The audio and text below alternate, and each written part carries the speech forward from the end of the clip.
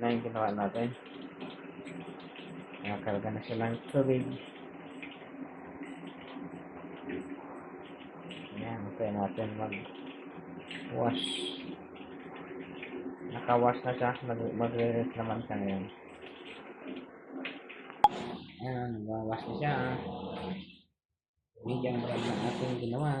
Inulaan lang natin yung problema niya. So, yung mga mapapagawa ng washing machine dyan, mag-PM na sa aking page. Saudi Arabia lang po. Around Damam, Alcubar. Yan. Pero pag nasa Pinas na tayo, hindi natin alam po ano yung pagkakabalahan natin. Aircon pa rin no, washing machine ba, or baka mamundok na lang ako. Pero yung tali natin nandiyan pa rin. So ayan, no? Tapon na naman siya ng tubig. So ayan, nag-spin na siya. Ayan ang huling rotation niya. Spin na siya. Ayan.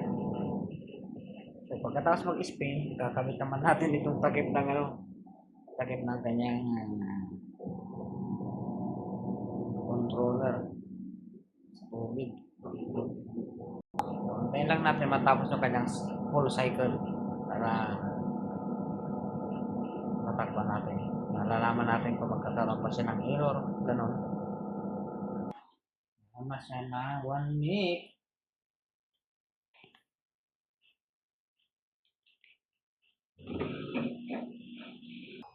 So, ayan. Tapos na siya. Pwede na tayong gumawa. Ayan, okay na. So, ayan yung ating gagawin. Ito. Tatakpan na lang natin talaga yan. Tapos na. So, ayan. Tapos na tayo.